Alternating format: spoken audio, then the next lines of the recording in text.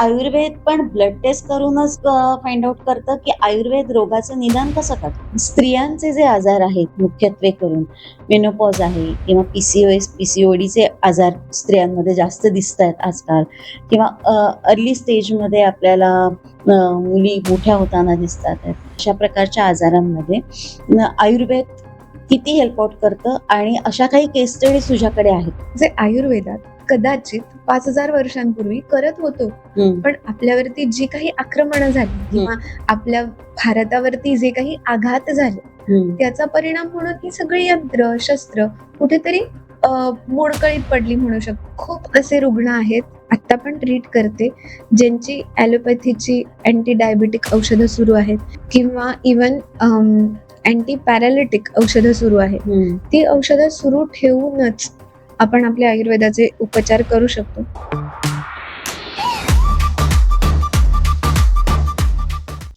नमस्कार, मी हिरकणी चॅनलवर मी शर्मिला तुम्हा सर्वांचं पुन्हा एकदा मनापासून खूप खूप स्वागत करते. गेले काही दिवस आपण वेगवेगळ्या थेरपीज, वेगवेगळ्या डॉक्टर्स बरोबर बोलतोय. आज आपण आयुर्वेद या विषयावर बोलणार आहोत. आयुर्वेद काय आहे हे जाणून घेणार आहोत. शिवाय आयुर्वेद हे करिअर म्हणून कसं आजच्या जीवनामध्ये, आजच्या काळामध्ये किती योग्य आहे किंवा त्याला काय स्कोप आहे, त्याबद्दलही आपण जाणून घेणार आहोत. आणि त्यासाठी आज आपल्याकडे आलेली हिरकणी आहे, ती म्हणजे सुखदा जोशी भोगे. तर सुखदा, आज तू आपल्या चॅनलवर आली आहेस आणि आयुर्वेद हा विषय असा आहे, की आपली पुरातन संस्कृती आहे, बरोबर? पण आज कुठेतरी ते थोडं मागेही पडलेलं आहे. ॲलोपॅथी आज सगळीकडे आहे. त्यामुळे आयुर्वेदाबद्दल अनेक गैरसमज खूप आहेत, की कोणाला लागू होतो, कोणाला नाही. खूप जरा कठीण अशी पद्धती वाटते आपल्याला. तर आज तू आम्हाला आयुर्वेदाबद्दल आणि तुझ्या अनुभवाबद्दल सगळं मनमोकळेपणाने सांगशील अशी आम्हाला अपेक्षा आहे. जरूर, जरूर. तर मला सांग, की आयुर्वेद ह्या शाखेकडे तू वळलीस, तो तुझा अनुभव कसा होता? म्हणजे काय प्रोसेस होती ती?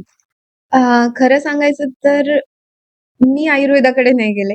आयुर्वेदाने मला निवडलं अच्छा. आणि those who are into it, ज्यांना त्याची खरंच जाण आहे, ते सगळेच जण आपल्याला हेच सांगतील, की मी आयुर्वेदाकडे नाही गेलो किंवा गेले. आयुर्वेदाने मला निवडलं. असं you are the chosen one, अच्छा. असं आपण हॅरी पॉटरमध्ये आपण खूप ऐकलंय. He is the chosen one. तसं आयुर्वेद खूप सोपा आहे, पण आयुर्वेद खूप अवघड आहे. तो आपल्याला ना आयुष्य कसं जगायचं, आयुष्याचा वेद म्हणून आयुर्वेद असं त्याला एक सोप्या शब्दात आपण म्हणू शकतो, सांगू शकतो.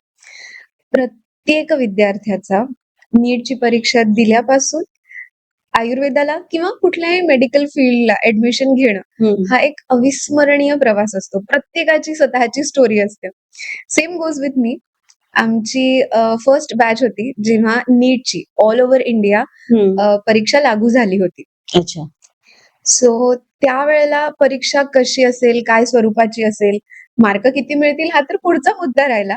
पण परीक्षाच आधी मुळात कशी असणार आहे काहीच आयडिया नव्हती. परीक्षा दिली, आधी फिजिओथेरपी, मग होमिओपॅथी करत करत हळूहळू फायनली आयुर्वेदात ऍडमिशन मिळाली.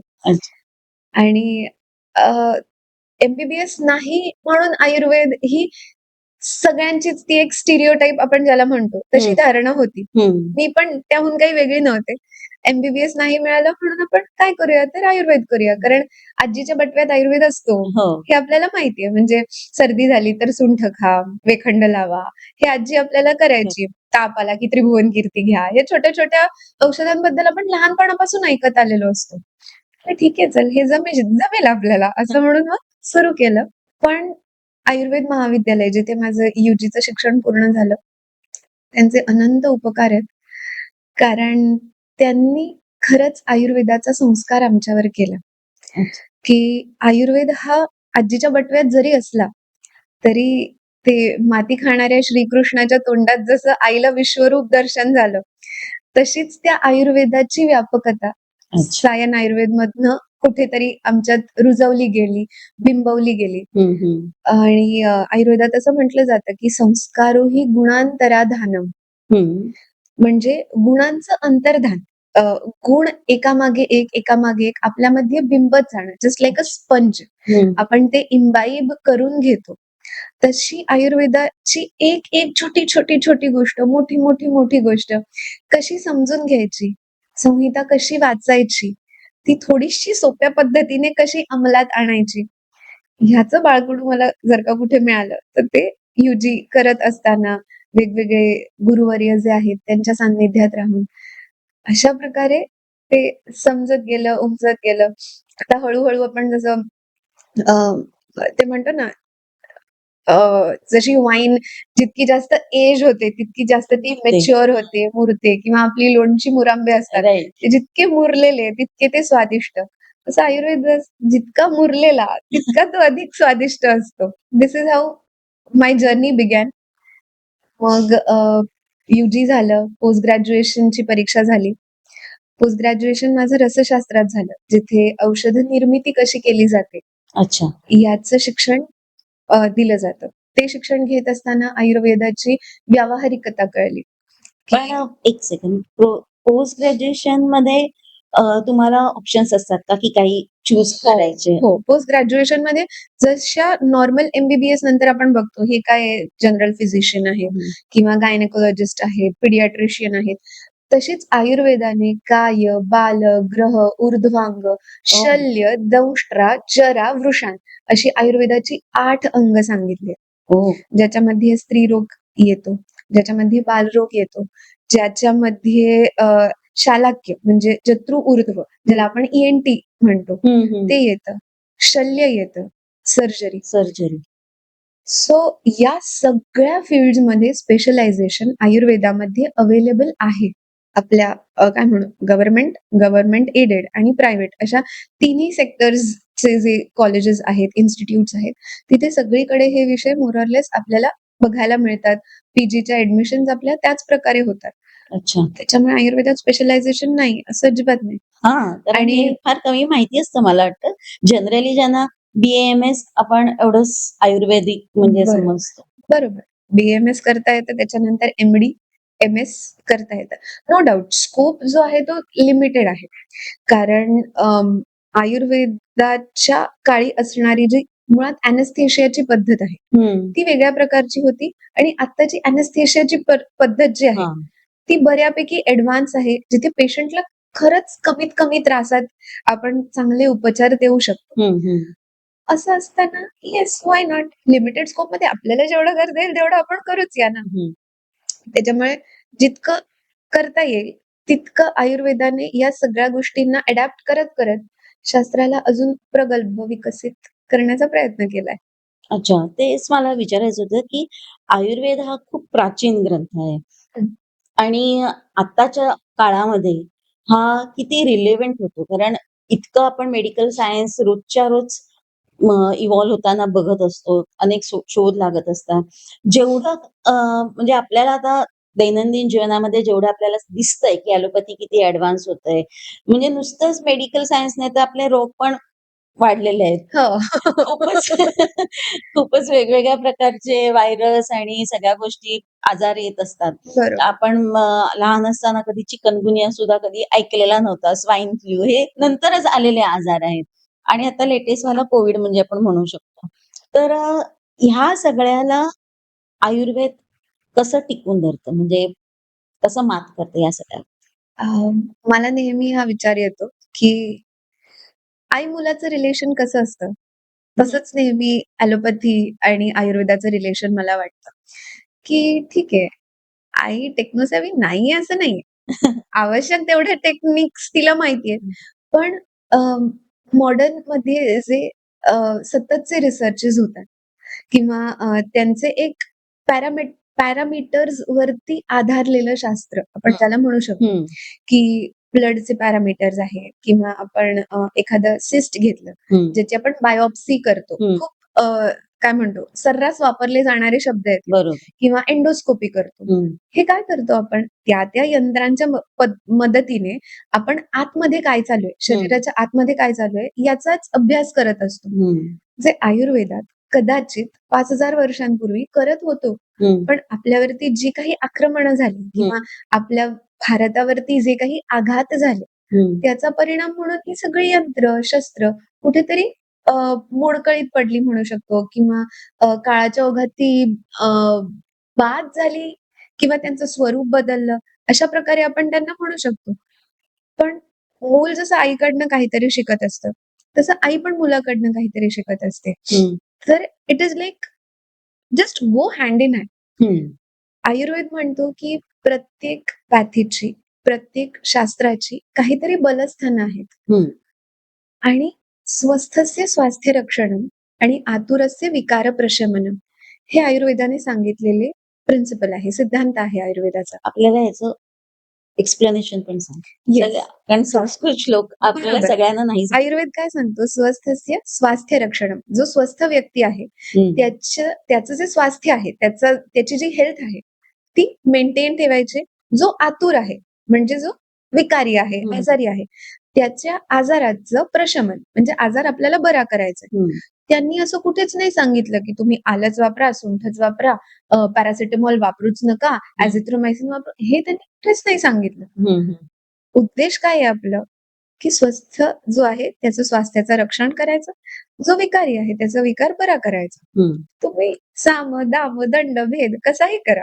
काही टेक्निक्स ज्या आहेत त्या आपण मॉडर्नच्या अगदी म्हणजे काय म्हणू आयुर्वेदात छान प्रॅक्टिस करणारे जे गुरुवर्य आहेत, वैद्य आहेत, ते सुद्धा मॉडर्नच्या मशीन्सचा वापर करतात किंवा मॉडर्न टेक्निक्स आहेत त्यांचा वापर करतात. पण अल्टिमेट उद्देश काय आहे? रुग्णाला बरं करणं. सो त्याच्यामुळे एकमेकांच्या बरोबर राहून आपण या सगळ्या गोष्टी करण्याचा प्रयत्न करतो. नो आता डाउट. ह्याच्यामध्ये आयुर्वेद आणि ॲलोपॅथी हँड इन हँड जातं असं जे तू म्हणालीस, तर ते कसं? म्हणजे आता जसं ॲलोपॅथीमध्ये आपण कोणत्याही रोगाचं निदान करण्यासाठी जनरली ब्लड टेस्ट वगैरे केल्या जातात. तर त्याच्यातून आपल्याला निदान डॉक्टर्स करत असतात. बरं. तसं आयुर्वेद पण ब्लड टेस्ट करूनच फाइंड आउट करतं, की आयुर्वेद रोगाचं निदान कसं करतं? आयुर्वेदामध्ये रोगनिदानाच्या खूप पद्धती सांगितल्या. पण बिफोर दॅट मला हा मुद्दा थोडासा एलॅबोरेट करायला आवडेल.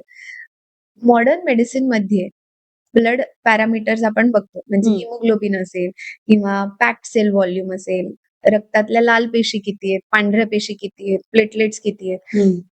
हे मॉडर्ननी त्यांचे काउंट्स दिले आणि त्यांच्या रेंज दिले किंवा आपण ब्लडचा पीएच पण बघतो. की ब्लड ॲसिडिक आहे का अल्कलाईन नेचरचं आहे. आयुर्वेदाने याच गोष्टी फक्त वेगळ्या प्रकारे सांगण्याचा प्रयत्न केला. जेव्हा आपण रागावतो, तेव्हा जर का आपण इमिडिएटली ब्लड घेतलं, तर तो ब्लडचा पीएच बदललेला दिसतो. अच्छा. तो ॲसिडिक होतो. आपण म्हणतो ना, ह्याचं रक्त उसळलंय, ह्याचं रक्त खवळलंय. सगळं रक्तच का खवळतं? का नाही मांस खवळत? का नाही हाडं खवळत? बरोबर. ह्या ज्या काही गोष्टी आहेत ना, तिथे मॉडर्न पॅरामीटर्सचा आयुर्वेदामध्ये कसा इंटरप्रिटेशनचा भाग आलेला आहे आणि हे आयुर्वेदाच्या संहितांमध्ये नमूद केलं गेलंय. अच्छा.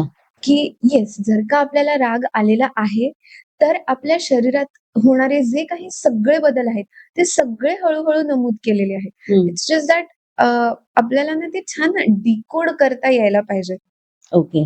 अगेन थँक्स टू सायन्स की ते डिकोड कसे करायचे याच्या पद्धती तिकडे सांगितल्या गेल्या, समजावल्या गेल्या आणि रुग्णनिदान किंवा रोगनिदानाचा आपण जो विषय घेतला, तर वेगवेगळे टेक्स्ट्स आहेत आणि वेगवेगळ्या टेक्स्ट्समध्ये ना वेगवेगळ्या पद्धती दिल्या आहेत. जसं शारंगधर संहिता आहे. शारंगधर संहितेमध्ये अष्टविध परीक्षा सांगितल्या आहेत, ज्याच्यामध्ये नाडी येते, तुमचं मलमूत्र येतं, जिव्हा येते, शब्द तुम्ही कसे बोलता, स्पर्श तुमच्या त्वचेचा स्पर्श कसा आहे, मग तो नॉर्मल त्वचेचा कसा आहे आणि डिझीज्ड त्वचेचा कसा आहे. अच्छा, तो वेगळा असतो. म्हणजे आता से फॉर एक्झाम्पल एखाद्याला खरूच झाली किंवा एखाद्याची स्किन खूप जास्त ड्राय झाली, तर ही रुक्षता ही काही नॉर्मल नाहीये. बरोबर. मग त्या रुक्षतेचा स्पर्श नक्की कसा आहे, त्याच्यावरून मग आपण औषध योजना कशी करायची याचा विचार केलाय. तुमची दृष्टी कशी आहे म्हणजे डोळे चेक करणं किंवा आकृती, रुग्णाची पण आकृती आणि त्या रोगाची पण आकृती. रोगाची आकृती म्हणजे कोणाला गॉइटर झालाय, हां. तर ते किती मोठं दिसतंय, हां. किती लहान आहे किंवा लाइपोमाज होतात हातावरती, पायावरती, पाठीवरती, ज्या चरबीच्या गाठी आपण म्हणतो, हं. त्या किती लहान मोठ्या आहेत. हे आकृतीमध्ये आपण विशद करतो किंवा हं, नमूद हं, करतो. हं. ही झाली रुग्ण तपासणीची एक पद्धत. अजून आय गेस सुश्रुत संहितेमध्ये असं सांगितलंय, दर्शन, स्पर्शन, प्रश्न ह्या 3 रुग्ण परीक्षा सांगितल्या. ज्याच्यामध्ये सगळ्यात पहिल्यांदा रुग्ण आपल्याकडे कसा चालत येतो, हं. ज्याच्यामध्ये आपण मॉडर्नला आपण गेट म्हणतो, हं. की तो सरळ चालत येतोय का अगदीच कोणीतरी इंटॉक्सिकेटेड आहे, झिंगत चालत येतोय का पॅरालिटिक आहे, पाय ओवाळून टाकत येतोय. हां. ह्या वेगवेगळ्या ज्या पद्धती आहेत, त्या सगळ्यांचं स्पष्टीकरण, विश्लेषण आपल्याला ग्रंथांमध्ये मिळतं. हं. त्याचप्रमाणे एकादशविध परीक्षा, दशविध परीक्षा अशा अनेक परीक्षा आयुर्वेदात सांगितल्यात, ज्याच्यामध्ये तुमच्या फिजिकल आणि सायकॉलॉजिकल हेल्थचा पण विचार केलाय. अच्छा. जिथे सत्व, बल ह्या ज्या गोष्टी आहेत किंवा तुमचा आहार जरी असेल, तो तुमचा फिजिकल आहार असेल किंवा तुमचा मेंटल आहार असेल, हं.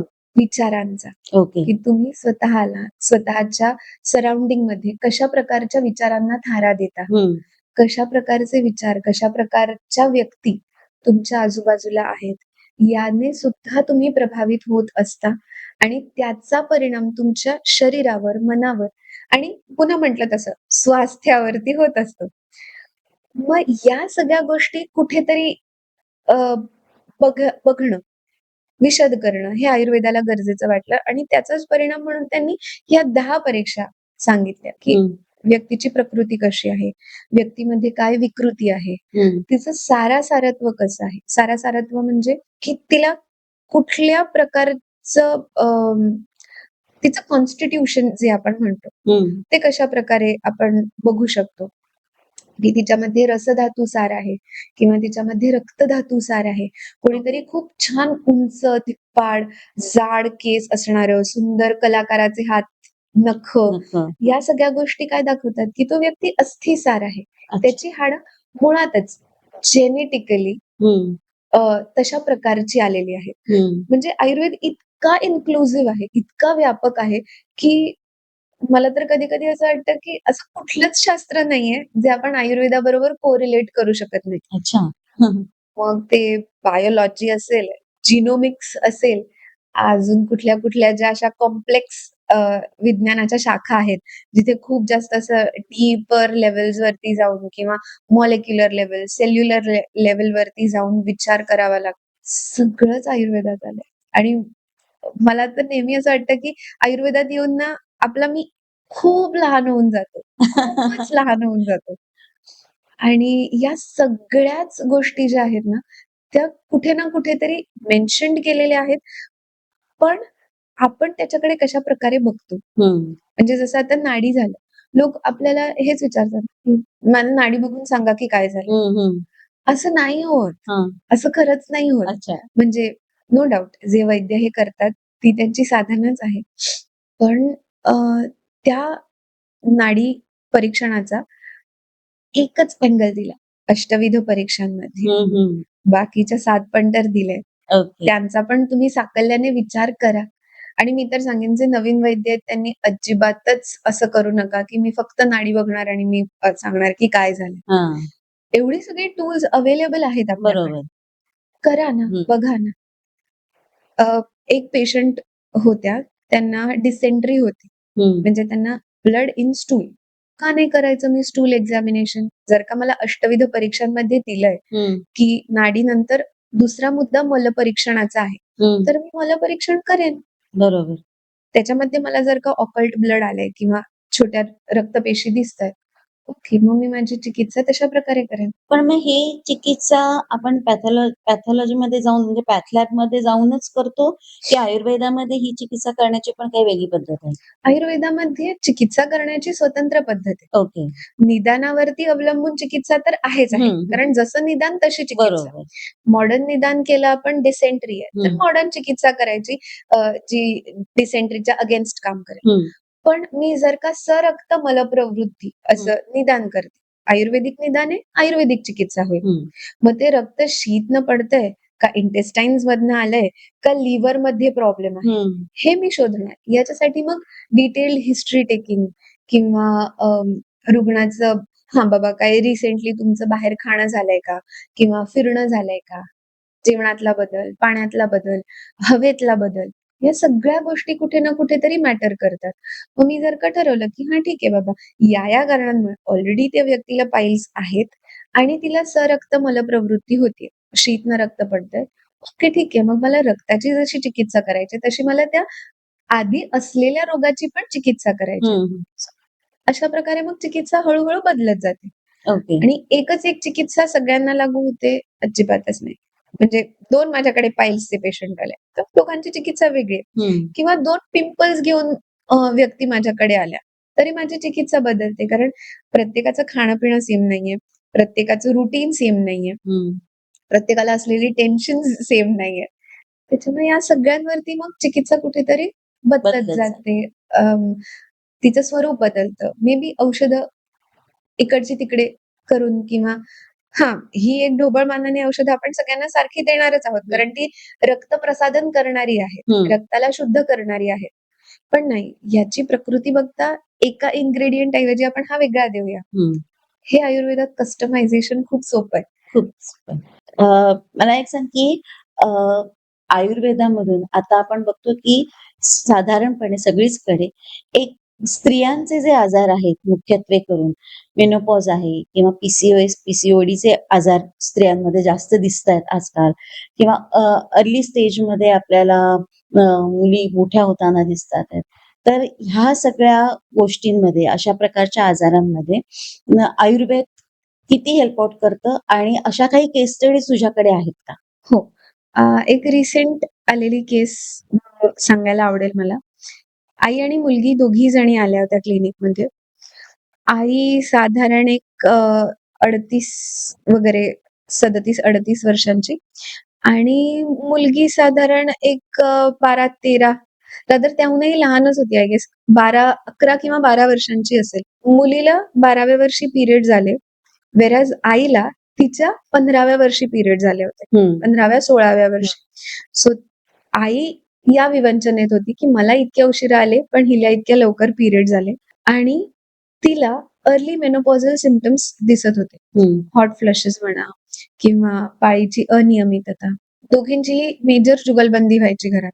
कारण मेनोपॉजमध्ये जसं हॉर्मोनल चेंजेसमुळे कधी-कधी खूप चिडचिड होऊ शकते, कधी-कधी खूप रडू येऊ शकतं. हे जसं मोठ्या स्त्रियांमध्ये, प्रौढ स्त्रियांमध्ये होतं, तसं टीनेजर्समध्ये पण होतं. टीनेजर्स रिबेलियस होतात. मला आईचं काही ऐकायचंच नाहीये. आई म्हणजे खूप काहीतरी नियमच घालते आणि हेच आणि तेच. आणि असं सगळं असताना पाळी आली आहे. कधीच न अनुभवलेली एक गोष्ट त्या छोट्या मुलीच्या आयुष्यात होती.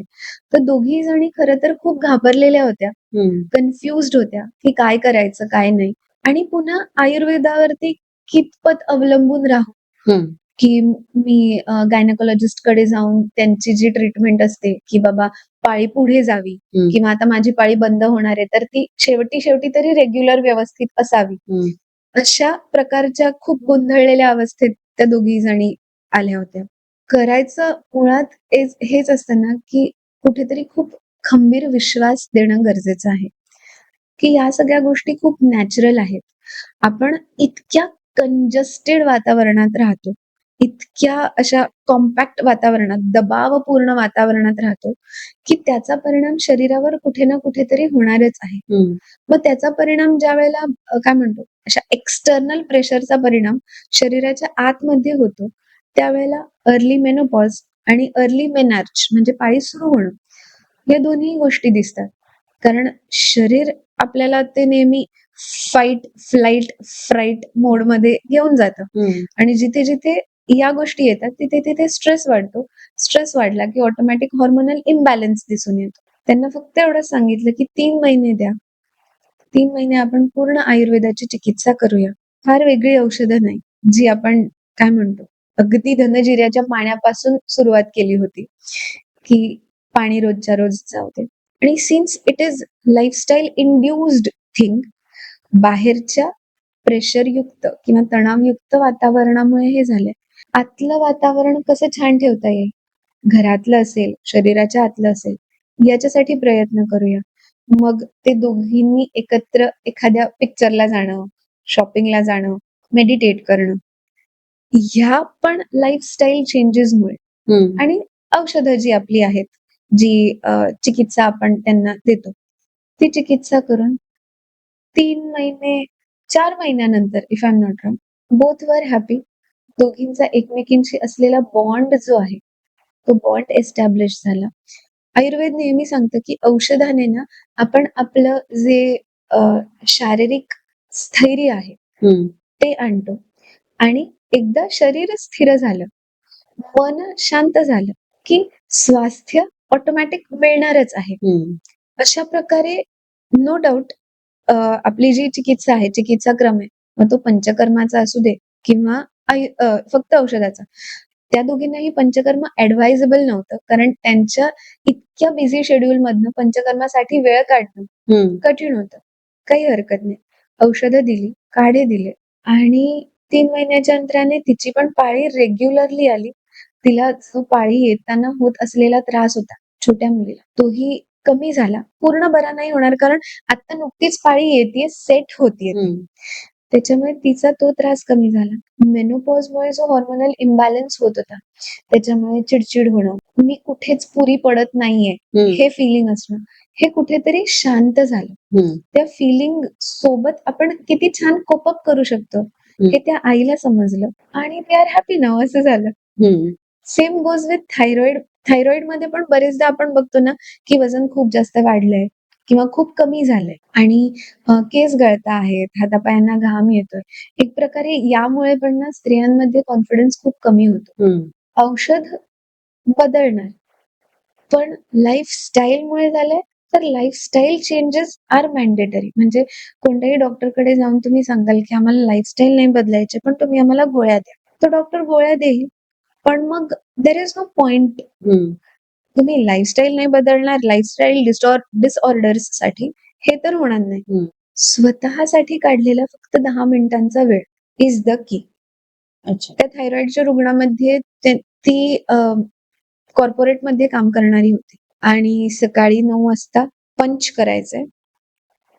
तिचं ऑफिस होतं आय गेस अंधेरी पार्ल्याच्या मध्ये कुठेतरी आणि ती राहायला होती दहिसर भाईंदर त्या भागामध्ये.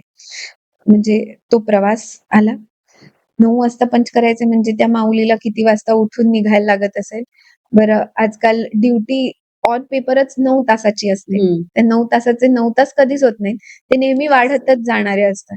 त्याच्यामुळे तिला स्वतःसाठी वेळ द्यायला काही उसंतच नव्हतं. अशा बिझी शेड्यूलमध्ये सुद्धा आपण काय छोटे-छोटे बदल करू शकतो? ऑफिसच्या डेस्कवर बसून काय व्यायाम होऊ शकतात का? होऊ शकतात. जेवण बदलू शकतो का आपण? बदलू शकतो. जेवणाच्या वेळा बदलता येतील का? थोड्याफार प्रमाणात येऊ शकतात. किंवा लंच टाईम नंतर एक छोटा फेरफटका मारून आलो. थोडंसं ऊन घेतलं, वारा खाल्ला. गोष्टी आपोआप सबसाईड झाल्या. औषधं आहेत. औषधं काम करतातच. पण त्याचबरोबर तुमची जी लाईफस्टाईल आहे, ती थोडीशी मॉडिफाय करत जर का आपण या औषधांचा काय म्हणतो औषधांची मदत घेतो, तर ती जास्त इफेक्ट करतात. आणि त्याने ना एक मनःशांती पण मिळते, की हां, मी आय कॅन डू इट. मला माझ्यासाठी वेळ काढणं शक्य नाहीये असं नाहीये. पण होतील गोष्टी, छान होतील. अशा प्रकारचा तो कॉन्फिडन्स पण त्यांच्यामध्ये हळू-हळू डेव्हलप होतो. डायट आहे, एक्सरसाइज आहे आणि चांगली झोप आहे. या 3 गोष्टी जर का आपण बघतो, या 3 गोष्टींवरती आपण जर का माइंडफुली काम करतो, तर असा कुठचाच आजार नाही जो आपण बरा करू शकत नाही. मला वाटतं आजकालच्या जीवनामध्ये हे जे महत्वाचे प्रश्न आहेत, मुख्यत्वे स्त्रियांच्या ह्या समस्या आहेत. कारण सगळेच सण कामासाठी बाहेर पडतातच. ट्रॅव्हलिंग तर करावंच लागतं. मेजर मेट्रो सिटीमध्ये हे प्रॉब्लेम आहेतच आणि त्याच्यातूनही आपण स्वतःला वेळ कसा काढावा? कारण हे रिझन खूपच कॉमनली दिसतं, की मी खूप सकाळी लवकर बाहेर पडते, खूप उशिरा घरी येते आणि मग मला स्वतःला वेळ द्यायला मिळत नाही आणि ह्या एका विचाराने पण बायकांची खूप चिडचिड होत असते, की असं होत नाहीये म्हणून. पण त्याच्यावरतीचा हा एक छोटासा जो इलाज आहे किंवा कशा पद्धतीने आपण याच्यामध्ये चेंजेस करू शकतो, हे जे तू आता सांगितलंस त्याच्यामुळे मला वाटतं खूप जणांना याचा फायदा पण होऊ शकेल. एक छोटासा प्रश्न मला असा विचारायचा होता, की आयुर्वेद आणि ॲलोपॅथी हे एका वेळी दोन्ही उपचार करता येतात? हो, निश्चितच येतात. खूप असे रुग्ण आहेत, आत्ता पण ट्रीट करते, ज्यांची ॲलोपॅथीची अँटी डायबिटिक औषधं सुरू आहेत किंवा अँटी हायपरटेन्सिव्ह औषधं सुरू आहेत किंवा इव्हन अँटी पॅरालिटिक औषधं सुरू आहेत. ती औषधं सुरू ठेवूनच आपण आपल्या आयुर्वेदाचे उपचार करू शकतो. परिणाम हा होतो ना, की मॉनिटर्ड वातावरणात आपण बॉडी इंटरनली ट्रीट करत जातो आणि या औषधांचे जे मॉडर्नची जी औषधं आहेत, त्यांचे हळू-हळू आपण डोस कमी करू शकतो. ओके. म्हणजे सोपं उदाहरण द्यायचं तर मी मेटफॉर्मिन 1000 रोज घेते किंवा ग्लायकोमेट आपण ज्याला म्हणतो. अ, ग्लायकोमेटची 1 गोळी घेते किंवा मी डायबिटीजच्या 2 गोळ्या घेते. बरं. हळू-हळू आपण ती एका गोळीवर, अर्ध्या गोळीवर किंवा 1 दिवसाआड अर्धी गोळी, 1 दिवसाआड 1 गोळी. ही सुद्धा एक प्रकारची अचीव्हमेंटच आहे ना. बरं. म्हणजे जो एक 15 वर्षांचा डायबिटीज आहे, त्याला मी पूर्ण ॲलोपॅथीची औषधं बंद कर, असं नाही सांगू शकत. पण मग त्या ॲलोपॅथीच्या औषधांचा कमीत कमी डोस घेऊन आपण किती छान आयुष्य जगू शकतो. याच्यासाठी आपण आयुर्वेदाचे काय म्हणतो, आयुर्वेदाचे जे सिद्धांत आहेत, त्यांचा वापर करून औषधं आणि आहार-विहार याच्यामध्ये थोडेफार अल्टरेशन, मॉडिफिकेशन्स करून ह्या गोष्टी साध्य नक्कीच करू शकतो. पण आयुर्वेदामध्ये खूप सारी पथ्य सांभाळावी लागतात. तर पथ्य न सांभाळता किंवा पथ्यांकडे थोडंफार दुर्लक्ष करून औषधं परिणाम करतात? ऑफकोर्स परिणाम तर ते करणार. फक्त 100% न करता मग ते 10%, 15%, 20% ओके. किंवा जी गोष्ट मी 10 दिवसात साध्य करू शकते, ती कदाचित मला साध्य करेपर्यंत 1 महिना जाईल. तुम्हाला ही गोष्ट माहिती पाहिजे, की डॉक्टरांनी हे पथ्य सांगितलंय, ते काही मला करणं नाही शक्य होते. म्हणजे आता जागरण आहे, उदाहरणच द्यायचं झालं, पण ज्यांची नाईट शिफ्टच आहे, त्यांना बाय डिफॉल्ट जागरण होणारच आहे. मग त्या औषधाचा होणारा जो परिणाम आहे, तो कुठेतरी प्रोलॉन्ग्ड दिसेल. ओके. इतकंच होईल. औषधं 100% परिणाम करणार. ओके. पंचकर्म क्लिनिक मध्ये काय होतं किंवा पंचकर्म म्हणजे काय? हे थोडक्यात एक्सप्लेन करून सांग. पंचकर्म म्हणजे 5 वेगळी-वेगळी कर्म. ज्याच्यामध्ये येतं वमन, विरेचन, बस्ती, नस्य आणि रक्तमोक्षण. आयुर्वेदामध्ये जे त्रिदोष सांगितले आणि सुश्रुताचार्यांनी रक्त हा 4था दोष सांगितला. त्या दोषांचं निर्हरण करण्यासाठी, ते दोष शरीराबाहेर काढण्यासाठी आपण पंचकर्म चिकित्सा करतो. वमनामध्ये कफ दोषाची प्रामुख्याने चिकित्सा होते, ज्याच्यामध्ये आपण औषधं देऊन रुग्णाला उलटी करवतो, व्हॉमिटिंग. ओके. विरेचनामध्ये आपण पित्ताची मुख्यत्वे चिकित्सा करतो, ज्याच्यामध्ये औषधांच्या मदतीने आपण रुग्णाला जुलाब घडवून आणतो. ओके. बस्ती हे वाताच्या चिकित्सेचं उपकरण आपण ज्याला म्हणू असं आहे, ज्याच्यामध्ये गुदद्वाराने औषधं इंटेस्टाइन्समध्ये पोहोचवून तिथे असलेला जो वायू आहे, कारण पक्वाशय हे वाताचं स्थान आयुर्वेदाने सांगितले. म्हणून तिथे जाऊन तो जो विकृत वायू आहे, त्याला शरीराबाहेर निर्हरण करण्यासाठी आपण बस्ती देतो. जत्रु ऊर्ध्व जसं आपण मगाशी म्हटलं, की जे गळ्याच्या वरचे अवयव आहेत, त्यांची चिकित्सा करण्यासाठी आपण नस्य देतो. नाकातनं औषध देतो. मग ते तूप असेल, तेल असेल, काढा असेल. रक्तमोक्षण म्हणजे रक्त शरीरातनं बाहेर काढणं. मग ते विथ द हेल्प ऑफ जळू असेल किंवा स्कॅल्प वेन. जसं मी म्हटलं, की मॉडर्न टेक्निक्स आपण वापरू शकत नाही असं कुठेच आयुर्वेदाने सांगितलं नाही. त्याच्यामुळे आपण ब्लड डोनेट केलं. ते सुद्धा एक प्रकारे रक्तमोक्षण होतं. पण एक प्रकारे. पण हे पंचकर्म करत असताना आपल्याला काही पूर्वकर्म आणि काही पश्चात कर्म अपेक्षित असतात. सो पंचकर्म आपण जर का ऑपरेशन आहे असं म्हटलं, तर there is something called pre op and there is something called post op. तर प्री ऑप मध्ये काय असतं, तर पंचकर्म करण्यासाठी शरीराची तयारी करवून घेणं. म्हणजे पूर्वकर्म, ज्याच्यामध्ये आपण अंगाला तेल लावणं, शेकणं या गोष्टी करतो किंवा आभ्यंतर स्नेहपान, आतमध्ये शरीराच्या आतमध्ये तेल, तूप, स्नेह घेणं, जेणेकरून दोष जे आहेत ते इकडे तिकडे जे पसरलेले असतात ते कोष्ठामध्ये येतात, ते गट मध्ये येतात आणि थ्रू गट आपण त्याला आयदर उलटी करून किंवा संडासच्या वाटे बाहेर काढत असतो. सो हे झालं आपलं पूर्वकर्म, ज्याच्यामध्ये स्नेहपान, आभ्यंतर आणि बाह्य म्हणजे बाहेरून लावायचे, शेक मालिश ज्याला आपण म्हणतो ते करतो.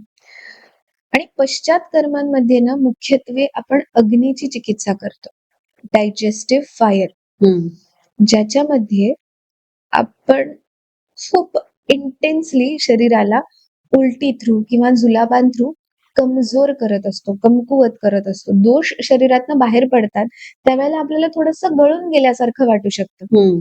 अग्नी खूप असा एकदम असा मंद होतो. तो संदूषित करण्यासाठी किंवा त्याला हळूहळू आपण जसं फुंकणीने वारा घालतो आणि अग्नी छोट्याचा आपण मोठा करतो, तसंच हे पश्चात कर्म आहे, ज्याला आपण संसर्जन क्रम असं पण म्हणतो, ज्याच्यामध्ये स्ट्रिक्ट डाएट फॉलो करणं गरजेचं असतं. मग तुमचा अग्नी जसा जसा वाढत जातो तसा तसा आपण गुरु आहार ज्याला म्हणतो, खिचडी असेल, रोजची पोळी भाजी असेल, हे द्यायला सुरुवात करतो. इनिशियली जसं आपण पोस्ट ऑप नंतर 2 तास काहीच खायचं नाही, मग पाणी, लिक्विड डाएट वर ठेवतो आणि मग सॉलिड फूड्स वर जातो. सेम संसर्जन क्रम आयुर्वेदात सांगितलाय. पहिल्यांदा लिक्विड डाएट, पण लिक्विड डाएट पण कसा, आपण युजली फ्रूट ज्युसेस दिले जातात, तर अशा प्रकारचा नाही, तर अत्यंत लघु, जो पचायला खूप सोपा आहे, भाताची पेस्ट झाली किंवा मुगाचं कढण असेल, हे आपण देतो. मग त्याच्यानंतर मुगाचं कढण विथ स्मॅश्ड मूग, ज्याच्यामध्ये थोडेसे सॉलिड पार्टिकल्स आहेत, बऱ्यापैकी अंश लिक्विड आहे अजूनही, कारण अग्नी तेवढा सक्षम नाहीये पचन करायला. मग थोडीशी मुगाची खिचडी दिली, घट्ट भाताची, मऊ भात आपण ज्याला म्हणतो, मऊ भात दिला आणि मग हळूहळू कॉम्प्लेक्स कार्बोहायड्रेट्स जे पचवू शकतो किंवा भाज्यांमधले जे कॉम्प्लेक्स फायबर्स आहेत ते पचवू शकतो, इथपर्यंत आपण एक साधारण 2 दिवस ते 3 दिवसाच्या अंतराने पोहोचतो, की साधारण 6 ते 8 अन्न काळ, दुपारचं जेवण, संध्याकाळचं जेवण, हे जे अन्न काळ आहेत आपले, ते करत जाऊ. एक आता अग्नी संदूषित आहे, आता मी पोळी भाजी खाऊ शकतो, अशा स्टेज पर्यंत रुग्णाला आणणं, हे त्या पंचकर्माचा अथपासून इतिपर्यंतचा वृत्तांत होतो. It's a course, it's a 15 day 7 day course, ज्याच्यामध्ये पूर्वकर्म, प्रधान कर्म आणि पश्चात कर्म या तीनही गोष्टी अपेक्षित आहेत. ऑथेंटिक करायचं झालं तर शॉर्टकट्स खूप असतात. पंचकर्म ची सजेशन म्हणजे पंचकर्म कधी प्रिस्क्राईब केलं जातं की तुम्हाला पंचकर्म केलं पाहिजे? पुन्हा याच्यात 2-3 काही त्याच्यात काही स्पेसिफिक आजारासाठी पंचकर्म केलं जातं की कोणत्या गोष्टीसाठी पंचकर्म? आयुर्वेदामध्ये चेकलिस्ट आहे की पंचकर्म यांनी करावं आणि यांनी करू नये. काही आजारांसाठी रेग्युलर बेसिस वरती आपण पंचकर्म करतो. उदाहरणार्थ सोरियासिस. सोरियासिस सारखे जे खूप दीर्घकाळ चालणारे आजार आहेत, त्यांच्यामध्ये दोषांचा प्रकोप हा खूप मोठ्या प्रमाणावर झालेला असतो. त्याच्यामुळे त्यांना सीझनल पंचकर्म आपण करतो. अच्छा. वाताच्या काळात बस्ती म्हणजे वर्षा ऋतूमध्ये आपण त्यांना बस्तीक्रम देतो. पित्ताच्या काळात म्हणजे शरद ऋतूमध्ये आपण त्यांचं विरेचन आणि रक्तमोक्षण करवून घेतो. वसंत ऋतूत कफाच्या काळामध्ये आपण त्यांचं वमन करवून घेतो. पिरियॉडिकली त्यांना रक्तमोक्षणाची गरज असतेच, कारण त्यांचं रक्त इतक्या प्रमाणावर दूषित झालेलं असतं की सोरियासिसचा रिलॅप्स होत राहतो, ते परत परत येत राहतं. आता मला बरं वाटतंय, पण 2 महिन्यांनी पुन्हा फ्लेअर अप होतात गोष्टी, पुन्हा खाज यायला लागते, पुन्हा ती चगदळ येतात, या सगळ्या गोष्टी होऊ शकतात. सो पिरियॉडिक रक्तमोक्षण करावंच लागतं. किंवा ज्यांना अगदी लेप्रेसी नाही म्हणणार, पण कुष्ठरोग आपण ज्यांना म्हणू, त्वचा रोग आहे, त्यांना पण पिरियॉडिक आपण अशी पंचकर्म सांगू शकतो. पुन्हा स्वस्थस्य स्वास्थ्य रक्षणम या सदरामध्ये the one who is healthy, जो निरोगी आहे, त्याने जनरली वाताच्या काळात 1 आठवड्याभराचा बस्तीचा क्रम केला तर चालतो. पित्ताच्या काळात विरेचन करावं, वासंतिक वमनाचे प्रोग्राम्स बऱ्याच पंचकर्म क्लिनिक्समध्ये खूप छान प्रकारे होतात. जिथे रुग्ण आणि निरोगी व्यक्ती या दोघांनाही आपण वमन करवू शकतो. औषधं बदलतात. निरोगी असताना वमन करणं हे आपण काय म्हणतो, एक मंथली पार्लरची व्हिजिट कशी असते आपली, मेंटेनन्स डोज मध्ये आपण या गोष्टी करतो. पण जे रुग्ण आहेत त्या रुग्णांसाठी मग त्या आजारानुसार औषधाचं कॉम्बिनेशन बदलतं. वमनाचा जो योग असतो, वमन योग बदलतो. वमनासाठी आपण जो ज्येष्ठ मधाचा काढा देतो किंवा काही जणांना दूध देतो, काही जणांना उसाचा रस देतो, का वेरी करतो. प्रत्येकाच्या कंडिशन नुसार आपण त्यांना ते पेय पाजून उलटी करायला लावतो. अच्छा, हे आपण वमनाचं करतो. सेम गोज विथ विरेचन. मी कोणाला तूप प्यायला सांगेन, कोणाला तेलच प्यायला सांगेन. का रुग्णावरती आपण ठरवतो की हा बाबा याला तुपाची आवश्यकता आहे किंवा नाही, याला तेल पिऊन चालण्यासारखं आहे. मग ते तेल कुठलं द्यायचं, एरंडेल द्यायचं, तिळाचं द्यायचं, का अजून कुठल्या दुसऱ्या औषधांनी सिद्ध असलेलं तेल द्यायचं, तूप कोणतं द्यायचं, हे पुन्हा रुग्णानुसार बदलतं. कोणी स्वस्थ व्यक्ती असेल त्याने साधं गाईचं तूप, साधं म्हशीचं तूप जरी घेतलं आणि आपला कोर्स केला पंचकर्माचा, तरी त्याला त्याचा फायदा होणारच आहे. पण येस, प्रत्येकाने पंचकर्म करावा का तर नाही. जे पंचकर्माला थोडं ग्लोरिफाय करतो आपण, डिटॉक्सिफिकेशन, प्रत्येक वेळेला प्रत्येकाला डिटॉक्सिफिकेशनची अशा गरज नसते. औषधांनी पण डिटॉक्सिफाय होतो आपण. थोडस लवकर झोपलो, स्क्रोलिंग न करता, तरी पण आपण डिटॉक्सिफाय होतो. कारण झोप ही शरीराचं वेअर अँड टेअर साठीच आहे. त्याच्यामुळे पंचकर्म सगळ्यांनी करू नये. ज्यांना त्याची गरज आहे, जे पंचकर्मासाठी अर्ह व्यक्ती आहेत, ज्यांनी ते करणं गरजेचंच आहे, त्यांनीच करावं. ओके, सरसकट सगळ्यांनी पंचकर्म करू नये. पण आता एक रॅपिड फायर सदर चालू केलंय, तर त्याच्यामध्ये मी तुला काही प्रश्न विचारते, त्याची एकदम फास्ट आणि थोडक्यात आन्सर दे आम्हाला छानशी. लाईफस्टाईल बदलणे औषधापेक्षा महत्वाचं आहे? येस, नक्कीच. वात, पित्त, कफ सगळ्यांमध्ये असतात? सगळ्यांमध्ये असतात. इरेग्युलर पिरियड्स म्हणजे इम्बॅलन्स असतो का? हो. हार्मोनल बॅलन्स आयुर्वेदात पॉसिबल आहे का? नक्कीच, नक्कीच. जिथे आपण वात, पित्त, कफाला बॅलन्स करतो तिथे हॉर्मोन्स काय गोष्ट आहे. डायबिटीस आयुर्वेदाने कंट्रोल होऊ शकतो का? कंट्रोल होऊ शकतो. आणि पुन्हा कंट्रोलची आपली डेफिनेशन काय आहे याच्यावरती पण खूप गोष्टी अवलंबून असतात. थोडस 1 मिनिट एलॅबोरेट करेन. ज्यांना वयाच्या 40व्या वर्षी डायबिटीज आला आणि असे 70 वर्षाचे आजोबा जर का माझ्याकडे येतात आणि ते मला सांगतात की मला आता एकाही गोळीशिवाय राहायचं, तर हे शक्य होणार नाही. कारण 30 वर्ष जो त्यांना डायबिटीज आहे त्याच्यामुळे शरीरामध्ये ऑलरेडी खूप डॅमेज झालंय. त्याच्यामुळे त्यांचा डायबिटीज कंट्रोल करणं, त्यांचं सतत आपण असं म्हणू HbA1c 10-12 आहे, ते मी 8 वर आणून कॉन्स्टंटली 8 वर ठेवतेय, हा सुद्धा त्या आजोबांसाठी एक प्रकारे डायबिटीज कंट्रोल आहे, डायबिटीज रिव्हर्स आहे. कारण वयानुसार आणि डायबिटीजचा जो त्यांचा 30 वर्षाचा काळ आहे त्याच्यामुळे पॅनक्रियाजला झालेला जो काही डॅमेज आहे तो आता इरिव्हर्सिबल आहे.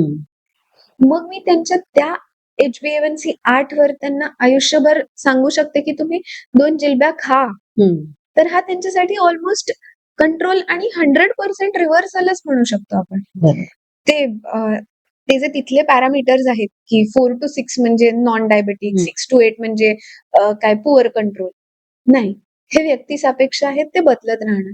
सो आपण असं म्हणू शकतो की yes, we can control, we can reverse, पण ती रिव्हर्सची डेफिनेशन मात्र आपल्याला कस्टमाइज करायला लागते. थँक्यू सदा, की आज आयुर्वेदाबद्दल खूप सारी माहिती मिळाली आणि खूप छान उत्तरं पण मिळाली, करिअरच्या दृष्टीने पण आणि आयुर्वेदाच्या दृष्टीने. तू आज इथे येऊन आम्हाला जी माहिती सांगितलीस त्यासाठी तुझं खूप खूप धन्यवाद. थँक्यू.